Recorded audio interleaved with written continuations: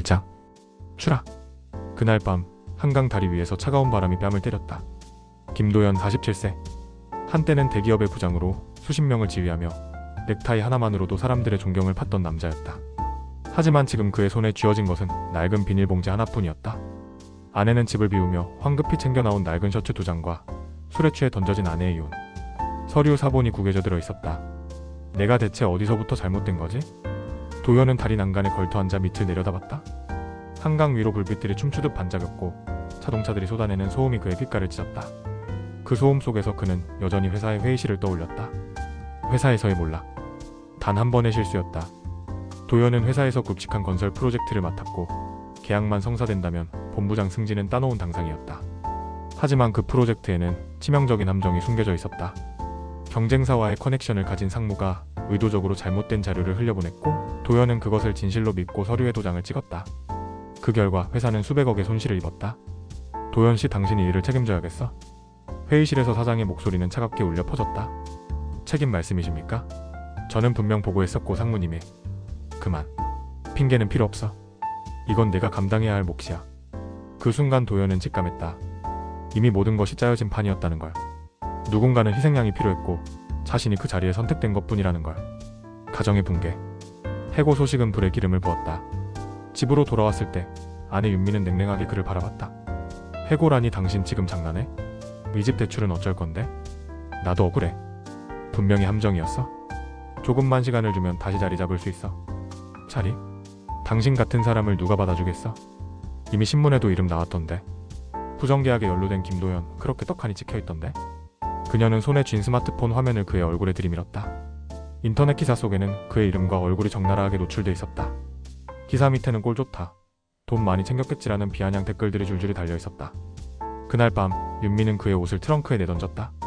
나랑 애들은 더 이상 당신 같은 사람과 못 살아. 내일 바로 이혼 서류에 도장 찍어. 그녀의 눈에는 더 이상 사랑도 연민도 남아있지 않았다. 오직 혐오와 분노만이 가득했다. 도연은 마지막 희망마저 부서져 내리는 소리를 들으며 쓸쓸히 현관문을 나섰다. 거리로 내몰리다. 지갑에 남은 돈은 고작 2만 원. 처음에는 고시원에 들어가려 했으나 보증금조차 감당할 수 없었다. 며칠 동안은 찜질방과 편의점을 전전하며 시간을 버텼다. 하지만 곧 그마저도 불가능해졌다. 결국 그는 지하철역 대합실에서 밤을 보내기 시작했다. 낯선 세계가 눈앞에 펼쳐졌다. 역사 구석에서 신문지를 덮고 잠드는 노인들, 폐지를 모아 끌고 다니는 이들, 서로의 담배꽁초를 주워 피우며 웃는 남자들. 그들 사이에서 도연은 처음엔 얼굴을 가리고 눈을 피했다. 하지만 시간이 지날수록 그는 자신이 점점 그들과 다르지 않음을 깨달았다. 아저씨, 처음이지? 이거 덮고 자. 어느 노숙자가 찢어진 담요 한 장을 건넸다. 도연은 처음엔 받지 않으려 했으나 새벽 바람이 파고들자 끝내 담요를 움켜쥐었다. 눈물이 뺨을 타고 흘러내렸다. 굴욕의 순간. 며칠 후 그는 배고픔에 못 이겨 무료급식소를 찾았다. 긴 줄 끝에서 차례를 기다리며 죽 한 그릇을 손에 받았을 때 문득 주변의 시선이 느껴졌다. 저 사람 김도연 아니야? 낯선 이의 목소리에 그는 고개를 획 돌렸다. 옛날 직장 동료였다. 잘 다려입은 양복 차림으로 후배 직원들과 함께 지나가다 그를 본 것이었다. 야, 진짜네. 기사에 나오던 그 인간. 에이, 설마. 근데 왜 여기 있어? 아하. 그들의 웃음소리는 칼처럼 그의 가슴을 찔렀다. 도연은 들고 있던 죽 그릇을 내려놓고 줄을 벗어났다. 하지만 아무리 달아나려 해도 그 조롱의 메아리가 귓가에서 떠나지 않았다. 끝없는 추락. 시간은 무자비했다. 그의 머리카락은 기름지고 수염은 텁수룩하게 자라났다. 신발 밑창은 떨어져 나가 걸을 때마다 돌멩이가 발바닥을 찔렀다. 그가 쓰던 신용카드는 모두 정지되었고 은행 계좌는 압류됐다. 친구들은 하나같이 전화를 받지 않았다. 밤마다 그는 벤치에 앉아 술에 취해 자신을 저주했다. 나 김도연이야. 내가 이런 꼴이라니 다 그놈들 때문이야. 다 전부다. 분노와 절망이 교차하는 와중에도 한 가지 생각이 뇌리를 떠나지 않았다. 자신을 함정에 빠뜨린 그 상무. 모든 걸 뒤집어 씌운 회사. 그때 차갑게 등을 돌린 아내. 그들은 지금도 따뜻한 집에서 편히 잠들고 있을 것이다. 그리고 자신은 쓰레기처럼 버려졌다. 어둠 속의 불씨. 도연은 쓰러지듯 다리 밑에 앉아 있었다. 비닐봉지 속에서 이혼 서류를 꺼내다 문득 구겨진 종이 안쪽에서 펜으로 낙서하듯 적힌 글귀가 눈에 들어왔다. 진실은 언제나 드러난다. 순간 그의 눈이 번쩍 뜨였다. 이 글은 자신을 배신한 상무가 과거 술자리에서 건넨 농담의 한 구절이었다. 야, 세상에 진실 같은 건 없어. 누가 목소리를 크게 내느냐가 이기는 거지. 도연은 이를 악물었다. 좋아. 그렇다면 내가 그 목소리가 돼주지. 내가 잃은 모든 걸 반드시 되찾아주마. 그의 눈빛은 더 이상 패배자의 것이 아니었다. 추락의 끝에서 불씨 하나가 피어나고 있었다. 위장. 밑바닥 노숙자의 생존기. 찬바람이 골목을 휘몰아쳤다. 기성은 버려진 박스와 신문지를 껴안은 채 밤을 버텼다. 배고픔이란 게 이렇게 서서히 미쳐가는 고통인 줄 그는 몰랐다. 하루, 이틀만 굶으면 괜찮겠지 싶었는데 시간이 길어질수록 몸은 점점 힘을 잃어갔다. 정신은 흐려지고 눈앞에 보이는 음식은 온통 환영이 되었다. 야, 이거 가져가. 남은 거야. 한 손님이 햄버거 포장을 들고 쓰레기통에 버리려다 기성을 흙깃보며 던졌다. 포장지는 눅눅하게 젖어 있었고 패티는 반쯤 남아 있었다. 기성은 순간 자존심이 무너지는 걸 느꼈다. 내가 이딴 걸 먹으려고 태어난 건 아닌데, 그러나 허기진 위장은 고개를 숙이게 만들었다. 그는 그 햄버거를 주워들고 손에 묻은 먼지를 털어낸 뒤 입에 쑤셔 넣었다. 기름이 씹고 빵이 눅눅했지만 그 어떤 진수성찬보다 눈물이 날 만큼 맛있었다. 거리의 밤은 잔혹했다. 노숙자는 노숙자끼리의 영역을 지켜야 했다. 다리 밑에는 이미 몇몇 무리가 자리 잡고 있었고 기성은 거기에 끼지 못했다. 야, 여기 내 구역이야. 꺼져. 중년의 노숙자가 부러진 파이프를 들이대며 소리쳤다. 기성은 말없이 뒷걸음질 쳤다. 거리에서는 힘없는 자가 곧 먹잇감이었다. 낮에는 다른 고통이 기다렸다. 사람들의 시선이었다. 그는 공원 벤치에 앉아 햇볕을 쬐려 했지만 등 뒤에서 날아드는 목소리들이 가슴을 후벼 팠다. 더러워 죽겠네. 저 사람 왜 여기 앉아있어? 저런 사람들 때문에 애들이 못 놀잖아. 기성은 고개를 숙였다. 한때 그는 회사에서 동료들에게 존경받던 팀장이었다. 사람들 앞에서 프레젠테이션을 하며 박수를 받던 사람이었다. 그런데 이제 그는 아이들에게조차 피해야 할 괴물 같은 존재로 보이는 것이다. 비가 내리던 어느 날, 기성은 지하철역 출구 근처로 몸을 피했다. 그곳에는 이미 수십 명의 노숙자들이 비를 피하고 있었다. 냄새 끼침 신음소리가 뒤엉켜 숨이 막혔다. 한쪽에서는 싸움이 벌어지고 있었다. 담배를 주운 자와 빼앗으려는 자가 머리채를 붙잡고 뒹굴었다. 사람들은 무심하게 지나쳤다. 마치 인간이 아닌 풍경의 일부를 보는 듯. 아저씨, 이거라도 드세요. 어디선가 어린 목소리가 들려왔다. 12살쯤 되어 보이는 소년이 컵라면 하나를 내밀었다. 기성은 놀라 소년을 바라봤다. 아이의 옆에는 허름한 옷차림의 여자가 서 있었다. 아이의 엄마 같았다. 그녀는 무표정했지만 눈빛은 따뜻했다. 저희도 사는 게 빠듯하지만 그냥 너무 안쓰러워서요. 기성은 목이 메어 아무 말도 할 수 없었다. 라면의 뜨거운 김이 얼굴을 스쳤고 그 향기는 그의 가슴을 울렸다. 그날 그는 알았다. 아직 세상에는 자신을 짓밟는 이들만 있는 게 아니라 작은 손길을 내미는 사람들도 있다는 것. 그러나 다시 냉혹한 현실이 그를 끌어내렸다. 겨울이 깊어질수록 거리에서 살아남는 건 더욱 어려웠다. 누군가는 추위에 잠든 채로 다시 깨어나지 못했다. 매일 아침 공원 화장실 앞에는 경찰과 구급차가 서 있었다. 기성은 이를 악물었다. 나는 여기서 끝나지 않는다. 그는 점차 거리에서 살아남는 법을 배워갔다. 편의점 쓰레기 배출 시간을 외우고 대형마트 시식 코너에서 최대한 배를 채웠다. 지하철역 끝자락에서 종이컵을 놓고 구걸도 했다. 처음엔 모멸감이 컸지만 시간이 지나자 감각이 무뎌졌다. 중요한 건 살아남는 것이었다. 살아야만 언젠가 복수도 할 수 있으니까. 밤마다 그는 생각했다. 자신을 거리로 몰아넣은 사람들, 그 배신과 거짓말, 그리고 외면했던 모든 이들. 그 얼굴이 불쑥불쑥 떠올랐다. 추위보다, 배고픔보다 더 견디기 힘든 건 그들의 웃는 얼굴이었다. 기다려라. 내가 다시 일어서는 순간 너의 인생도 무너진다. 3장. 불씨 작은 계기로 다시 살아날 용기를 푼다. 겨울 끝자락 서울역 광장 한쪽 구석. 얼어붙은 아스팔트 위에서 성호는 늘 그렇듯 구겨진 담요를 덮고 몸을 웅크리고 있었다. 굶주림에 속이 뒤틀리고 손가락 끝은 터져 피가 배어나왔다. 하지만 그는 익숙해진 듯 눈을 감았다. 그의 귀에는 수많은 소리가 섞여 들어왔다.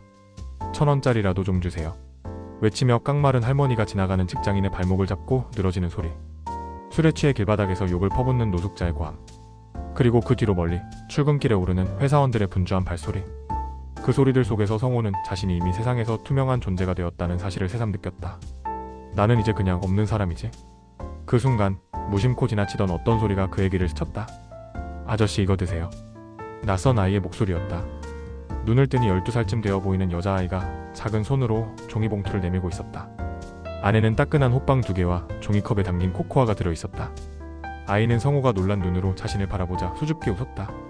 아빠가 그냥 지나치지 말라고 하셔서요. 순간 성호의 목구멍이 막히듯 떨렸다. 그는 호빵을 쥔 채 아무 말도 하지 못했다. 따뜻한 증기가 터져나와 얼어붙은 손끝을 감싸는 순간 오랫동안 잊고 있던 사람 냄새가 되살아났다. 고마워. 그가 겨우 짧게 중얼거렸을 때 아이는 환하게 웃더니 아빠 손을 잡고 멀어졌다. 남겨진 건 호빵의 따뜻함과 가슴 속에 작은 불씨 하나였다. 며칠 뒤 성호는 우연히 노숙자 쉼터에서 자원봉사자로 온 한 청년을 만났다. 청년의 이름은 도윤이었다. 대학을 휴학하고 봉사를 다니는 그는 성호에게 집요하게 말을 걸었다. 아저씨 이름이 어떻게 되세요? 몰라도 돼. 그냥 지나가. 저는 도윤이에요. 나중에라도 도움이 필요하면 꼭 말씀하세요. 성호는 처음에는 차갑게 뿌리쳤다. 그러나 도윤은 매번 와서 따뜻한 국밥을 권하고 상담 프로그램에 참여하라고 설득했다. 아저씨, 여기서 이렇게 죽어가는 것보다 다시 살아야죠. 뭔가 이유가 있어야 하지 않겠어요? 처음엔 귀찮았지만 언젠가부터 성호의 마음속에 그 말이 박혔다. 다시 살아야 한다고? 그러던 어느 날 밤 광장에서 술에 취해 싸움이 벌어졌다. 술에 취한 노숙자가 다른 이를 구타하며 돈을 빼앗으려 했다. 성호는 본능적으로 뛰어들어 그들을 갈라놓았다. 그만해라. 이러다 다 죽는다. 순간 상대가 주먹을 날렸지만 성호는 맞받아쳤다. 싸움은 곧 흩어졌지만 그 장면을 지켜본 사람들, 특히 도윤의 눈빛이 달라졌다. 아저씨 그냥 힘없는 노숙자가 아니네요. 그 말은 성호의 내면을 흔들었다. 그는 한때 잘나가는 건설사 현장 소장이었다. 수십 명의 인부들을 지휘하며 위험한 현장에서도 끝까지 버티던 남자였다. 그러나 지금은 초라한 노숙자. 그날 밤 성호는 잠들지 못했다. 눈앞에 지나간 아이의 미소, 도윤의 따뜻한 시선, 그리고 잊고 있던 과거의 자신이 뒤엉켜 떠올랐다. 이대로 끝낼 순 없다. 아직 나한테 남은 게 있을지도 몰라. 며칠 후 성호는 쉼터 상담실에 발을 들였다. 담당 사회복지사는 놀란 눈으로 그를 반겼다. 성호씨 드디어 오셨네요. 정말 잘 오셨어요. 처음엔 어색했지만 상담사가 묻는 말에 그는 조금씩 대답을 하기 시작했다. 왜 가족을 잃었는지, 왜 배신을 당했는지, 왜 거리로 내몰렸는지.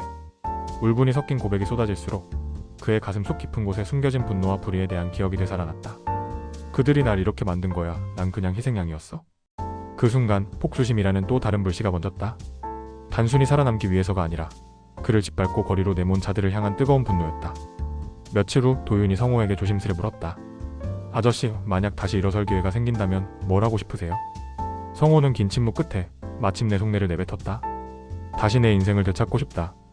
그리고 날 이렇게 만든 놈들 반드시 무릎 꿇게 할 거다. 그 말은 아직은 불완전했지만 성호의 영혼 속에서 다시 살아나기 시작한 의지의 선언이었다. 이날 이후 성호의 눈빛은 달라졌다. 여전히 그는 노숙자였고 여전히 가진 것은 아무것도 없었다. 그러나 마음속에는 분명히 타오르는 것이 있었다. 희미하지만 꺼지지 않는 불씨. 그 불씨는 곧 거대한 불길로 번져 세상을 향해 치닫게 될 운명이었다. 사장 분노 배신과 과거의 진실을 마주하다 겨울이 막바지에 접어들 무렵 민수의 모습은 눈에 띄게 달라져 있었다. 더 이상 역 앞에서 술병을 끌어안고 중얼거리던 불황자가 아니었다. 공사판에서 얻은 굳은 살 박힌 손, 성당에서 받은 헌옷을 깔끔하게 다려입은 차림, 무엇보다 다시 살아보겠다는 눈빛이 그의 얼굴을 바꾸고 있었다. 그러나 민수의 가슴 속엔 여전히 지워지지 않는 의문과 분노가 웅크리고 있었다. 왜 나만 이렇게 나락으로 떨어져야 했던 거지? 과거의 그림자. 어느 날 민수는 종로 쪽 노숙인 쉼터에서 뜻밖의 소식을 듣게 된다. 같이 지내던 철수 아저씨가 술김에 뱉은 말이었다. 민수씨, 나 사실 예전부터 알았어. 당신 회사 말이야. 그거 내부에서 뒤통수 맞은 거잖아. 민수의 심장이 철렁 내려앉았다. 무슨 소리예요? 철수는 눈을 흘기며 술잔을 내려놨다. 나도 예전에 하청업체 운영했었어. 근데 당신 회사 물건 원청에서 미리 다 빼돌렸지. 문서 위조해서 책임 떠넘기고 결국 당신만 남아서 뒤집어 쓴 거라니까. 민수의 머릿속이 새하얘졌다. 그동안 그는 자신이 무능해서 경영을 잘못해서 그래서 모든 걸 잃었다고 믿어왔다. 그런데 그게 아니었다. 자신이 신뢰했던 파트너이자 절친이었던 박 사장이 뒤에서 모든 걸 조종하고 있었다는 사실을 깨달은 것이다. 분노의 불길. 민수는 그날 밤 역 구석에서 잠을 이루지 못했다. 눈을 감으면 회사 직원들의 얼굴이 떠올랐다. 고개를 숙이며 회사를 떠나던 직원들, 빚쟁이에게 욕설을 들으며 쫓기던 순간, 그리고 떠난 아내와 아들.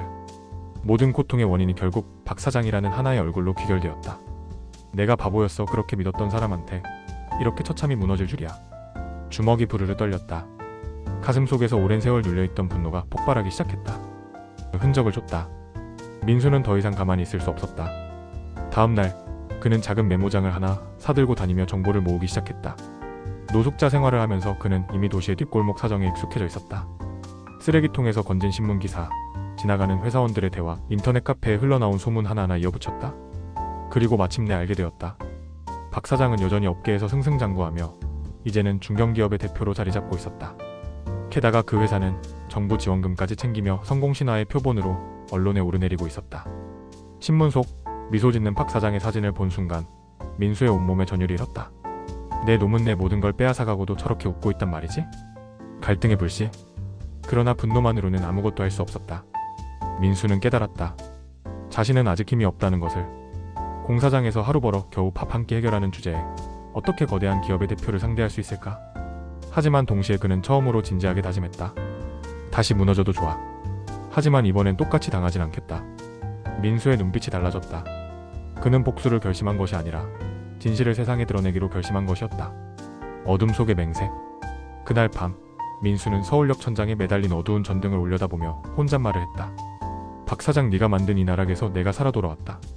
내가 밑바닥에서 얼마나 치를 떨며 살아왔는지 내 눈앞에서 보여주마.